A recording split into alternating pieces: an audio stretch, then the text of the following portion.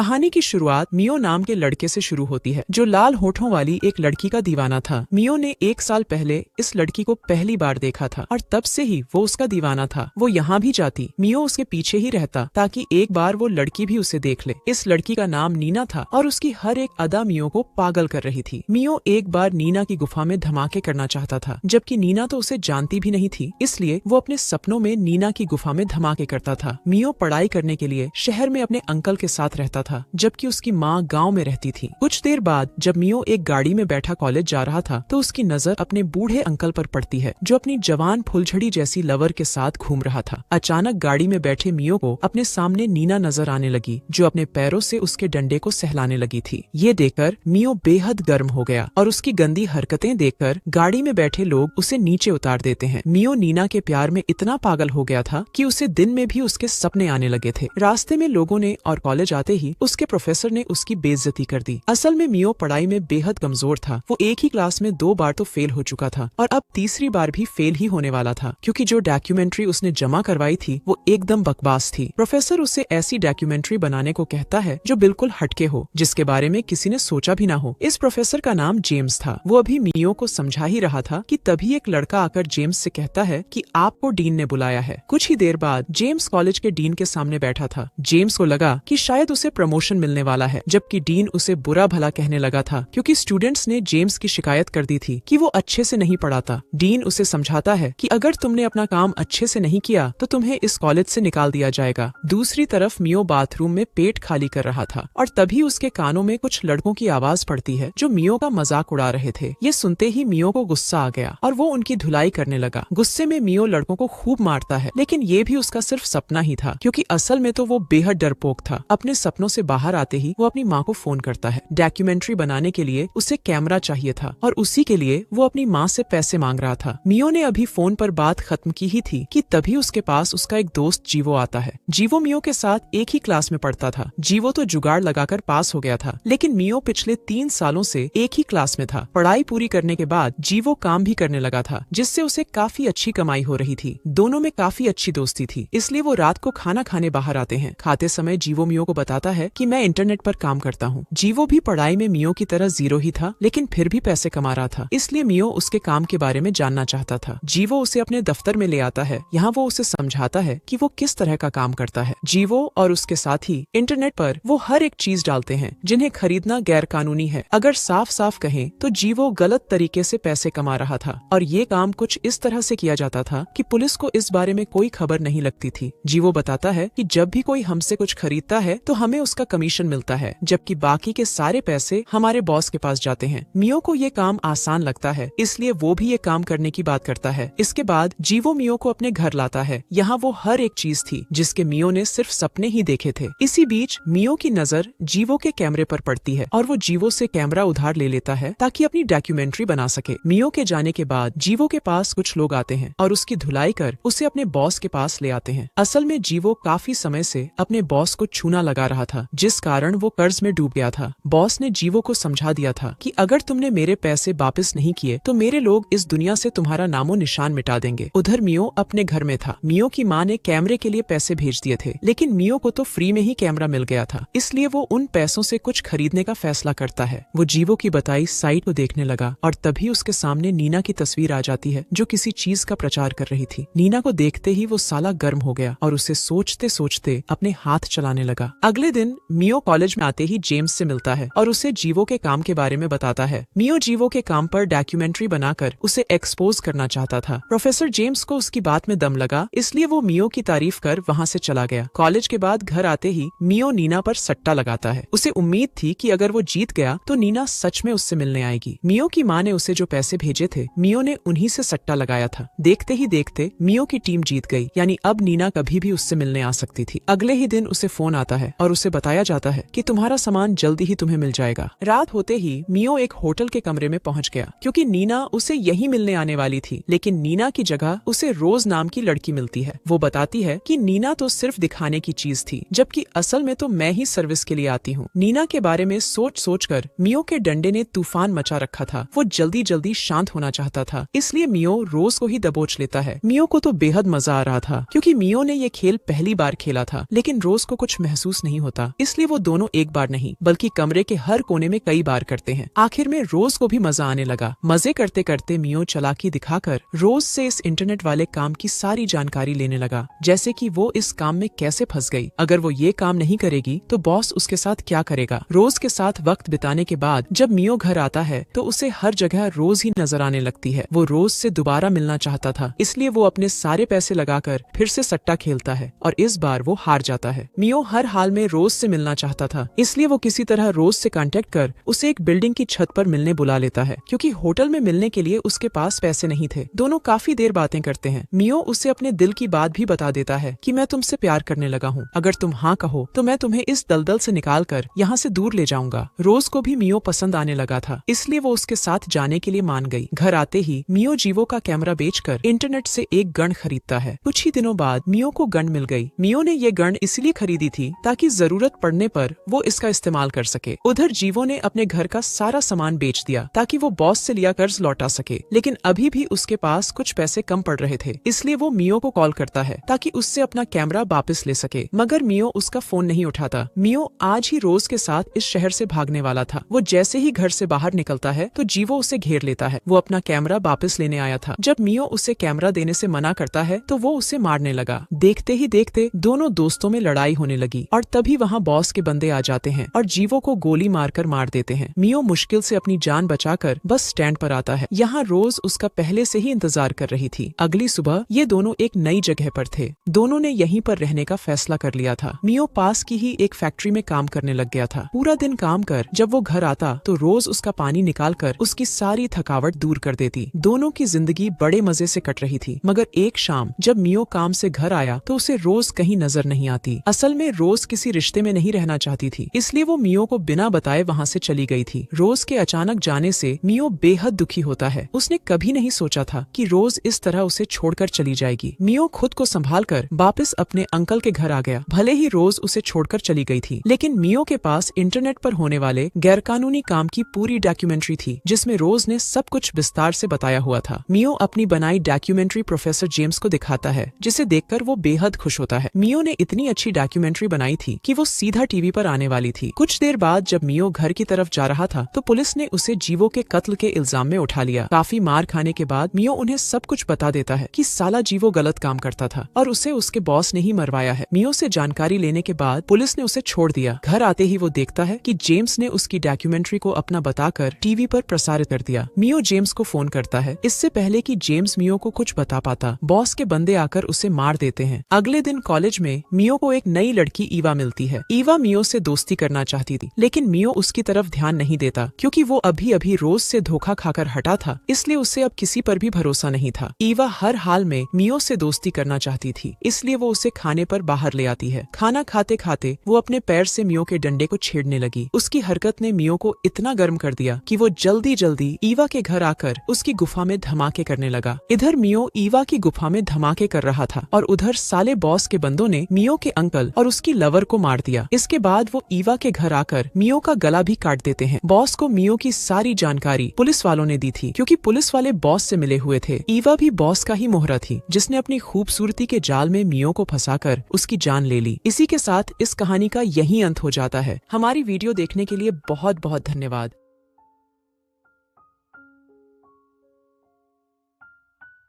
If you enjoyed this video, please like, subscribe, and share our channel.